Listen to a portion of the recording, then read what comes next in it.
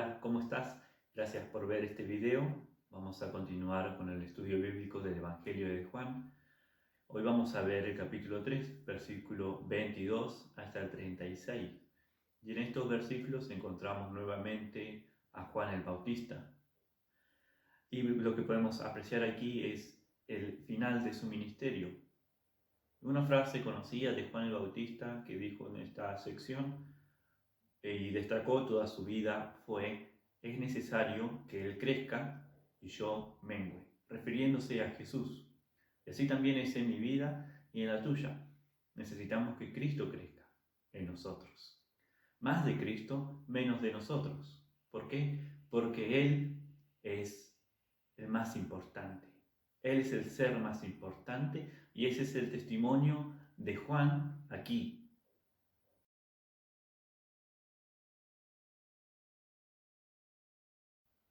Punto 1. La importancia de Juan el Bautista. Versículos 22 al 30. Leamos. Después de esto, vino Jesús con sus discípulos a la tierra de Judea, y estuvo allí con ellos, y bautizaba. Juan bautizaba también en Enón, junto a Salim, porque había allí muchas aguas, y venían y eran bautizados, porque Juan no había sido aún encarcelado. Entonces hubo discusión entre los discípulos de Juan y los judíos acerca de la purificación. Y vinieron a Juan y le dijeron: Rabí, mira que el que estaba contigo al otro lado del Jordán, de quien tú diste testimonio, bautiza, y todos vienen a él. Respondió Juan y dijo: No puede el hombre recibir nada si no le fuere dado del cielo. Vosotros mismos me sois testigos de que dije: yo no soy el Cristo, sino que soy enviado delante de él. El que tiene la esposa es el esposo, mas el amigo del esposo que está a su lado y le oye y se goza grandemente de la voz del esposo. Así pues, mi gozo está cumplido. Es necesario que él crezca, pero que yo mengüe. Juan el Bautista fue uno de los personajes más destacados en la Biblia, de mucha importancia, no hay duda de eso. Encontramos evidencias de que él tuvo muchos discípulos. Aún después de su muerte, seguían bautizando en nombre de Juan. Podemos ver eso en Hechos 19. Fue realmente alguien de importancia Juan el Bautista. En cada uno de los evangelios podemos ver evidencia del gran ministerio que este hombre tuvo. En el cuarto evangelio, el evangelio de Juan, Juan el Bautista es presentado como uno de los testigos más importantes. Lo vemos en el capítulo 1, versículos 6 al 8, que dice así: Hubo un hombre enviado de Dios, el cual se llamaba Juan. Este vino por testimonio, para que diese el testimonio de la luz, a fin de que todos creyesen por él. No era él la luz, sino para que diese testimonio de la luz. Esta es la gran característica de Juan el Bautista en el cuarto evangelio. Él no se destaca en su ministerio de predicar, ni en su ministerio de bautizar. Se destaca en este evangelio por su pasión en proclamar a Jesús, su pasión para que Jesús, el Hijo de Dios, reciba toda la gloria y la atención que merece. En el versículo 22 vemos que Jesús y sus discípulos están pasando un tiempo en la región de Judea y allí comenzaron a bautizar. Parecía que Jesús es el que está bautizando, pero por el capítulo 4, versículo 2, leemos que Jesús no bautizaba, sino que sus discípulos estaban bautizando. Y en este contexto, el autor describe una discusión entre unos judíos, y los discípulos de Juan el Bautista, sobre el tema de la purificación. No se nos da detalles de la discusión que ellos estaban teniendo, pero sí sabemos que el bautismo de Juan había generado discusión e incluso molestias para algunos judíos, quienes le demandaron a Juan saber quién era él y con qué autoridad bautizaba. El problema estaba en que el bautismo era algo ritual, era un ritual de purificación que solo era para los gentiles. El bautismo es algo judío, comenzó ahí y era para aquellos gentiles que querían convertirse al judaísmo. Pero Juan estaba bautizando no a gentiles, sino estaba bautizando a judíos. Entonces es muy probable que la discusión entre los discípulos de Juan y los judíos haya tenido en el centro el bautismo aplicado a los judíos. Y sería una crítica directa hacia el ministerio y a la persona de Juan. Esto explicaría por qué los discípulos de Juan tendrían envidia al ver el ministerio de Jesús y cómo ellos estaban prosperando. Luego de que ellos tienen esta discusión con los judíos, los discípulos de Juan vuelven a su maestro y le dicen: Rabí, resulta que el que estaba contigo al otro lado del Jordán, de quien tú diste testimonio, bautiza, y todos van a él. Los discípulos de Juan ni siquiera mencionan a Jesús, no le llaman por nombre. Ellos dijeron: aquel que estaba contigo. Literalmente estaban diciendo ese que estaba contigo. También se nota en su frase final: todos acuden a él. Este lenguaje es de preocupación. Claramente ellos veían a Jesús como la competencia al ministerio de Juan. Todos experimentamos celos y envidia hacia alguien más. Todos envidiamos, codiciamos a algo o a alguien. Pero por eso es que necesitamos la ayuda de Dios, para que esos sentimientos no se apoderen de nuestra mente. Juan le responde de una manera que refleja que él no solamente no tenía envidia de Jesús, porque a Jesús le estaba yendo muy bien y a él mal, sino que incluso le llena de alegría y busca activamente que Jesús sea más famoso y reciba más atención y popularidad que él. Juan comenzó diciendo que nadie puede recibir nada si no le fuere dado del cielo, versículo 27. Esta es una poderosa verdad. Todo lo que alguien tiene o todo lo que alguien es porque Dios se lo ha dado, es porque Dios se lo ha permitido. Cada talento, cada habilidad que tenemos, Dios nos la ha dado.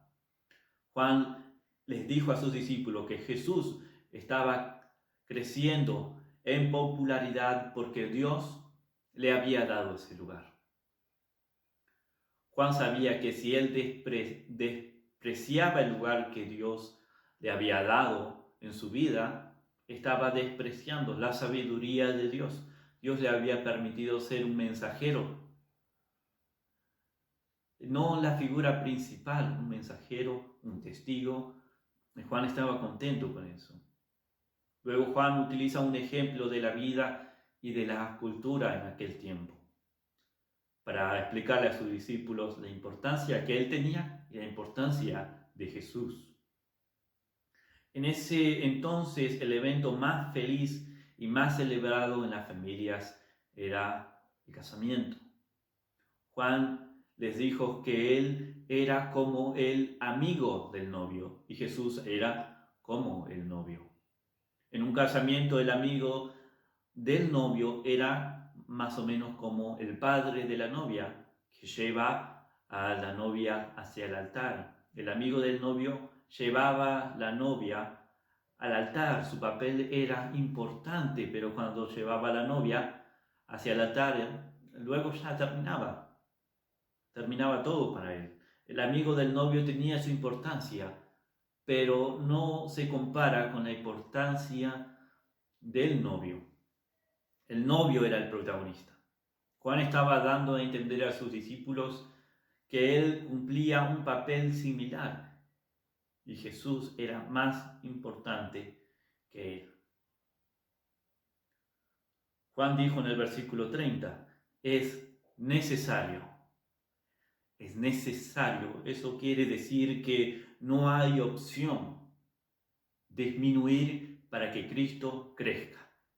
Esa era la misión de Juan y él lo entendía y estaba con gozo por eso.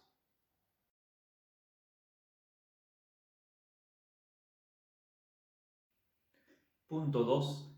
La supremacía de Cristo. Versículo 31 al 36. Vamos a leerlo. El que de arriba viene es sobre todos. El que es de la tierra es terrenal y cosas terrenales habla. El que viene del cielo es sobre todos. Y lo que vio y oyó, esto testifica, y nadie recibe su testimonio.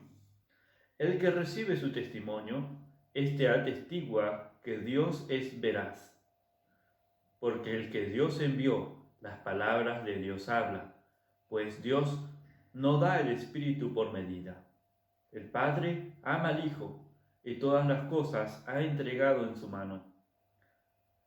El que cree en el Hijo tiene vida eterna, pero el que rehúsa creer en el Hijo no verá la vida, sino que la ira de Dios está sobre él. Juan en estos versículos explica por qué Jesús es superior a él y superior a cualquier ser humano. En el versículo 31 dice, el que viene de arriba. El que viene de arriba es sobre todo. Jesús es el que viene de arriba. Tan sencillo como eso, pero tan profundo y tan verdadero. Jesús no había venido de Nazaret. Su origen es el cielo mismo. El punto de origen de Jesús era el cielo mismo. No hay comparación entre Jesús y Juan el Bautista. El versículo 31 lo pone de forma clara. El que es de la tierra es terrenal, cosas terrenales habla. Ese es Juan. El que viene del cielo es sobre todos. Ese es Jesús. Y Juan está haciéndole ver a sus discípulos la comparación entre los dos. Y uno que es de la tierra no puede ser más importante o más grande que el que es del cielo. Este es el punto de todo este pasaje. El que viene del cielo está por encima de todos. El que ha venido del cielo no solamente está por encima de todos, sino que su mensaje, su testimonio, sus palabras también están sobre encima de todos. El versículo 32 dice, y lo que vio y oyó, esto testifica. Jesús viene con el mensaje, el testimonio mismo de Dios. Sus palabras son las palabras de Dios. Su mensaje es un mensaje del cielo y en esto podemos ver la supremacía de Jesús. Se ve su supremacía en que su origen es celestial y sus palabras son del cielo. Los versículos finales nos muestran por qué es tan importante que recibamos esta enseñanza en nuestras vidas. La enseñanza de la supremacía de Cristo. Versículo 33 dice así, el que recibe su testimonio, este atestigua que Dios es veraz. Versículo 33 nos muestra que cuando aceptamos, recibimos el testimonio de Cristo, estamos alabando y confirmando a Dios mismo. El versículo 34 vuelve a resaltar que las palabras de Jesús son palabras de Dios mismo, porque Jesús tiene el Espíritu Santo en plenitud. Y vemos aquí de nuevo la supremacía de Jesús. Él experimentó el poder del Espíritu sin límite. En el versículo 35 vemos la supremacía de Jesús, en que el Padre le ha dado toda la autoridad. Dice así, el Padre ama al Hijo y todas las cosas ha entregado en su mano. supremacía de Jesús en que el Padre le ha dado toda la autoridad. Y en el versículo 36 dice que el que cree en el Hijo tiene la vida eterna. Que cree en el Hijo tiene la vida eterna. Este es el mensaje de Juan. Esta es la explicación de Juan el Bautista a sus discípulos. Que cree en el Hijo tiene la vida eterna. ¿En qué consiste creer en el Hijo? Consiste en tenerle a Él como el más grande, como el supremo, el ser más importante, y su testimonio como el testimonio más importante, más grande. Juan quería que sus discípulos vean a Jesús como realmente es, que no los comparen a Él con Jesús porque no hay comparación. Que no digan de Jesús, este que estaba contigo al otro lado del Jordán. Jesús es realmente el centro. La otra opción de no creer en Jesús, de no creer en sus palabras, de tenerle a Él como un maestro más, como un rabí más, es terrible. El que cree en el Hijo tiene la vida eterna, pero el que rehúsa creer en Él, el que rechaza creer en el Hijo, no verá la vida, sino que la ira de Dios está sobre él. Y ese no era el deseo de Juan para con sus discípulos. Quería que escapen de la ira. El testimonio de Juan, su vida era apuntar a Jesucristo. Y sus discípulos no estaban viendo a Cristo como realmente Juan lo estaba presentando. Y le tienen que decir, crean en Él o verán la ira de Dios. Pregúntate y decídete a quién seguir, a quién escuchar. El testimonio de Juan es que Cristo es el único para tener la vida eterna. Juan nos ha demostrado la supremacía de aquel que ha venido del cielo. Él es en quien debemos poner nuestros ojos, el Supremo. No hay nadie como Él, no hay comparación. Aún Juan, que Jesús dijo de Juan, de los nacidos de mujer, no hay como Juan. No hay como Juan, no existe una persona como Juan el Bautista. Pero entre Juan y Jesús no hay comparación. En Él debemos poner nuestros ojos. Síguelo a Él. Él es el Supremo.